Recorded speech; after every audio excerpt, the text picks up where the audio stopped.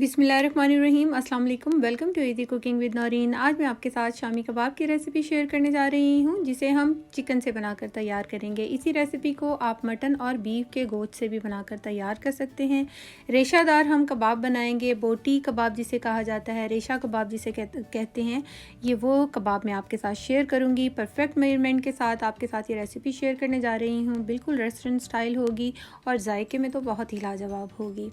जब आप इसको फ्राई करते हैं तो इसका मसाला या तो पतला हो जाता है या फिर टूट जाते हैं। ये बनाते वक्त ऐसा बिल्कुल नहीं होगा। आप इनको बनाकर स्टोर भी कर सकते हैं। आगे रमज़ान आ रहा है, रमज़ान के लिए आप इसको बनाइए, स्टोर कीजिए और इफ्तार पार्टी में इंजॉय कीजिए। आइए अब हम अपनी रेसिपी को शुरू करते हैं। यहाँ पर मैंने 1.5 किलो जो है चिकन लिया है। चिकन का ये ब्रेस्ट पीस है और इसको धोने के बाद मैंने इसको बड़े बड़े पीस में काट लिया था, ताकि हमें अच्छा और बड़ा रेशा इसका मिल सके। और अब मैंने यहाँ पर ली है 3 पाव दाल, यानी कि ये 700 ग्राम दाल है और इसको भी चने की दाल है। और इसको मैंने अच्छी तरह से चुनने के बाद धो लिया है साफ़ पानी से 3 से 4 मरतबा, और उसके बाद मैंने इसको भिगो दिया है। दाल को कम से कम 1 घंटा आप ज़रूर भिगोइए पकाने से पहले। यहाँ पर अब हम प्रेशर कुकर ले लेंगे और उसके अंदर सबसे पहले दाल डालेंगे और दाल के अंदर जो पानी था उसे हम निकाल देंगे। अब हम इसके अंदर ऐड करेंगे चिकन। हमने जितना चिकन लिया था उसका हाफ़ दाल लेंगे। जैसे कि 1.5 किलो चिकन था तो मैंने 3 पाव जो थी वो दाल ली थी। ये मैं आपको परफेक्ट मेजरमेंट बता रही हूँ, इससे आपका जो मसाला है कभी भी पतला नहीं होगा। और एक पूरा जो लहसुन का पाउच होता है उसे लेंगे और 4 से 5 इंच का अदरक का टुकड़ा है, इसे मैंने छोटे छोटे पीस में काट लिया है, इसको ऐड कर देंगे। अदरक का जायका बहुत ही लाजवाब होता है शामी कबाब में। और 25 से 30 मैंने यहाँ पर ली हैं साबुत लाल मिर्चें। 3 अदद मीडियम साइज़ के प्याज थे, उसको मैंने इस तरह रफली कट कर लिया है, इसको ऐड कर देंगे। 1 टेबलस्पून साबुत काली मिर्च ऐड करेंगे। और अब हम यहाँ पर कुछ गरम मसाला, यानी कि 1 टेबलस्पून है यहाँ पर सफ़ेद ज़ीरा, 10 से 12 लौंग हैं, 2 बड़ी इलायची हैं, थोड़ी सी दालचीनी के टुकड़े हैं और 1 टेबलस्पून ही यहाँ पर मैंने साबुत कुटा हुआ धनिया लिया है, इसको ऐड करेंगे। और इसके अंदर 700 ग्राम ही हमने पहले इसके अंदर हम डाल देंगे यहाँ पर हल्दी 1 टीस्पून। और अब हम यहाँ पर डाल देंगे नमक मैंने लिया है 2 टीस्पून। आप अपने टेस्ट के अकॉर्डिंग नमक को डालिएगा। वैसे नमक बिल्कुल ठीक था, ना कम था ना ज़्यादा। और अब हम इसके अंदर 700 मिलीलीटर जो है मैंने यहाँ पर पानी ऐड किया है और अच्छी तरह से इन सबको मिक्स कर देंगे। ये 1 लीटर पूरा पानी नहीं था, 1 लीटर से थोड़ा सा कम, यानी कि 3 ग्लास आप कह लीजिए जो मैंने पानी ऐड किया है। और अब हम इसको बंद कर देंगे और आंच को हमने फुल कर देना है और फुल आंच पर हमने इसको पकाना है। 10 से 15 मिनट मैंने इसको वेट दिया था विसल आने के बाद, और उसके बाद मैंने जो था चूल्हा बंद कर दिया था। और जब इसकी गैस अच्छे से रिलीज़ हो गई तो हमने इसका ढक्कन खोला है। ये देखिए अभी मसाला जो है इसका लूज़ है। अब हम इसको पका लेंगे थोड़ा सा जो है इसका मसाला जो है पानी खुश्क करने के लिए। आप चाहें तो पानी इस टाइम पर थोड़ा सा कम भी डाल सकते हैं, जैसे कि मैंने 3 ग्लास डाला था तो आप 2.5 ग्लास भी डाल सकते हैं। यहाँ पर मैंने अच्छी तरह से ये देखिए पानी जो है खुश्क कर लिया है और खुश्क करने के बाद मैंने इसको रख दिया था, जिसकी वजह से ये देखिए अच्छे से ठंडा हो गया है। और ठंडा करने के बाद हमने इसको पीस लेना है। आप चाहें तो इसको जो है सिलबट्टे पे पीसिए या फिर वो जो कुंडी होती है उसके अंदर भी आप इसे पीस सकते हैं। मैंने ये जो दाल थी वो थोड़ी लूज़ थी तो मैंने उसी के अंदर अच्छे तरीके से चिकन का रेशा और दाल को मैश कर लिया था। अब कुछ खड़े गरम मसाले हैं जो कि इस चॉपर मशीन में पीस जाएंगे। ये देखिए इस तरह से इसका टेक्सचर चेक कीजिए कितना अच्छा है, और इसी तरह से आपने भी बनाना है। और ये तमाम दाल को हम इस तरह से सबसे पहले पीस लेंगे। मेरे पास ये बोल जो है फुल हो गया है, इसके मिक्सचर से भर गया है, तो मैं इसको दोबारा से इसी कुकर में मैंने शिफ्ट कर लिया है ताकि हम बाकी के मसाले मिला सकें। देखिए कितना ज़बरदस्त ये पिस चुका है।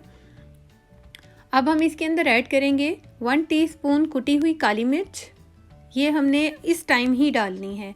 1 टीस्पून कुटी हुई लाल मिर्च, 1 टीस्पून इसके अंदर डालेंगे भुना हुआ और कुटा हुआ ज़ीरा, और 1 टीस्पून मैं इसके अंदर डाल रही हूँ जायफल और जावित्री का पाउडर। इसकी जो खुशबू होती है शामी कबाब में बहुत ही अमेजिंग होती है। इसको डालना बहुत ज़रूरी है, आप ज़रूर डालिएगा इसको। और अब हम यहाँ पर डाल रहे हैं 1 टेबलस्पून चाइनीज़ नमक। ये टोटली ऑप्शनल है, अगर आप डालना चाहें तो डालें वरना इसको स्किप कर दें। इससे थोड़ा सा जायका और मज़ेदार हो जाता है, इसलिए मैं डाल रही हूँ। एक पूरा बंच मैंने हरा धनिया का काटा था, उसको ऐड कर देंगे। और 3 अदद मीडियम साइज़ के मैंने प्याज को चॉप कर लिया था बारीक बारीक, इसको ऐड करेंगे। 4 से 5 हरी मिर्चें ली थी, इसको भी मैंने बहुत ज़्यादा बारीक जो है कट कर लिया है, चॉप कर लिया है, इसको ऐड कर देंगे। और अब 1 अदद अंडा डालेंगे। फ़िलहाल मैंने 1 अदद अंडा डाला है, पहले इसको अच्छे से मिक्स कर लेंगे, फिर अगर हमें ज़रूरत होगी दूसरे अंडे की तो फिर हम दूसरा अंडा भी इसके अंदर डालेंगे। क्योंकि अगर हम 2 अंडे एक साथ डाल देंगे तो ये ना हो हमारा मिक्सचर फिर से थोड़ा पतला सा हो जाए, तो हम एक एक करके अंडा डालेंगे। यहाँ पर मैंने दूसरा अंडा भी इसके अंदर डाल लिया है और ये मिक्सचर देखिए बिल्कुल परफेक्ट बनकर तैयार हुआ है और अच्छे से मिक्स हो गया है। हम साथ ही इसके जो शामी कबाब हैं वो बनाना नहीं शुरू करेंगे, इसको थोड़ी देर के लिए रख देंगे ताकि जो मसाले हैं इसके अंदर अच्छी तरह से रच बस जाएँ। ये देखिए इसका टेक्स्चर चेक कीजिए कितना ज़बरदस्त और रेशेदार तैयार हुआ है। और अब हम इसको एक बोल में डालकर कवर कर थोड़ी देर के लिए यानी कि 1 घंटे के लिए या आधे घंटे के लिए हम इसको फ्रिज में रख देंगे ताकि इसका मसाला जो है अच्छे से मैरिनेट हो जाए तमाम मसालों के अंदर। और इसको हम फ्रिज में रख देंगे और 1 घंटे के बाद मैंने इसको निकाला है और यहाँ पे ये तैयार हो चुका है। मुझे नहीं पता था कि मेरी सामने जो है मेरा अपना ही जो अक्स है वो मेरी ट्रे में आ रहा है, बट इतना क्लियर नहीं था तो मैंने इसको इतना बॉदर नहीं किया। तो यहाँ पर अब हम एक फिल्म शीट को ले लेंगे और कोई भी एक ढक्कन ले लेंगे, उसके ऊपर जो है ये रख देंगे जो हमने मिक्सचर तैयार किया है शामी कबाब का। और इस तरह से इसको हम बनाते जाएंगे और ये देखिए इस तरह से परफेक्ट मेजरमेंट से बनेंगे और एक जैसे एक जितने हम कबाब बनाकर तैयार कर सकते हैं और बहुत आसानी से बन जाते हैं। इतने मिक्सचर से मैंने तकरीबन 150 कबाब बनाकर तैयार किया है। आगे रमज़ान आ रहा है और रमज़ान में सभी को इस तरह के खानों की ज़रूरत होती है कि जो कि झटपट से तैयार हो जाएँ और बने हुए रखे हों ताकि हम अपना ज़्यादा से ज़्यादा टाइम जो है इबादत में गुजार सकें।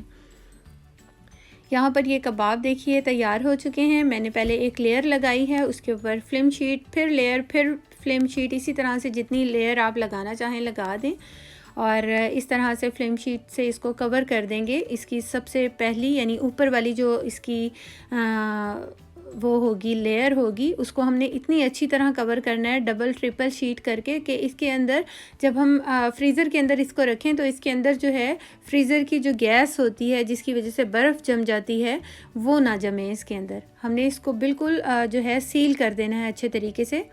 और जब ये अच्छी तरह से जो है जम जाएंगे, फ्रीज़ हो जाएंगे, तो आप इसको किसी भी एयर टाइट कंटेनर में डालिए और फ्रीज़ कर लीजिए। कम से कम 6 महीने तक आप इसको फ्रीज़ कर सकते हैं। इसका जायका और इसकी खुशबू कभी भी नहीं ख़राब होगी। बहुत ही ज़बरदस्त ये बनते हैं, इसको ज़रूर बना के रखिएगा और आपके बहुत काम आएंगे। इफ्तार पार्टी के लिए तो बेहद बेहतरीन रेसिपी है। अब हम कुछ कबाब जो हैं फ्राई करते हैं, जिसके लिए सबसे पहले मैंने एक अंडा लिया है, इसको हम एक बोल में डाल लेंगे और अच्छी तरह से इसको हमने फेंट लेना है। कुछ कबाब मैंने बचा लिए हैं यहाँ पर जो कि मैं फ्राई करूँगी ताकि इसका रिज़ल्ट मैं आपको दिखा सकूँ। अंडे में डिप करेंगे कबाब को और यहाँ पर हम एक तवा लेंगे, उसके ऊपर थोड़ा सा ऑयल डालेंगे, तकरीबन 2 से 3 टेबलस्पून मैंने ऑयल डाला है और एक एक करके कबाब जो है हम इसके ऊपर रख देंगे। चूल्हे की फ्लेम को हमने मीडियम रखना है और मीडियम फ्लेम पर ही हमने कबाब को फ्राई करना है। पहले एक साइड से 1 से 2 मिनट हमने इसको फ्राई करना है और फिर 1 से 2 मिनट के बाद हम इसकी साइड चेंज कर देंगे। इसको हम पलट देंगे और दूसरी साइड से भी हमने इसको 1 से 2 मिनट ही पकाना है, फ्राई करना है। ये देखिए बिल्कुल भी ख़राब नहीं हो रहे, बिल्कुल भी ये लूज़ नहीं है इसका जो मिक्सचर है और ना ही ये टूट रहे हैं, ये तो आपको पता चल रहा होगा। और ये जायके में और खुशबू में इतने लाजवाब हैं, बहुत ही ज़बरदस्त। इसके अंदर अदरक की जो खुशबू है बहुत ही अमेजिंग होती है और ये साबुत लाल मिर्च, अदरक और जो हमने लास्ट में इसके अंदर डाला था जायफल और जावित्री का पाउडर, जिसकी वजह से इसका जायका दुबाला हो जाता है। और बहुत ही ज़बरदस्त ये देखिए बनकर तैयार हुए हैं। अब हम इसको डिश आउट कर लेंगे। मैं आपको इसको खोल कर दिखाती हूँ, यानी कि इसको अंदर से चेक करवाती हूँ कि ये कितने रेशेदार और मज़ेदार बनकर तैयार हुए हैं। इफ़्तार पार्टी के लिए तो बहुत ही बेहतरीन रेसिपी है ये, और ये बने हुए रखे हों तो समझे हमारी एक डिश जो है कंप्लीट हो गई है। इसके लिए मेहनत नहीं करनी, जस्ट इसको फ्राई करना है। एक बार अगर ये बना के हम रख देंगे, होपफुली आपको मेरी रेसिपी ज़रूर पसंद आई होगी। Thanks for watching. अल्लाह हाफिज़।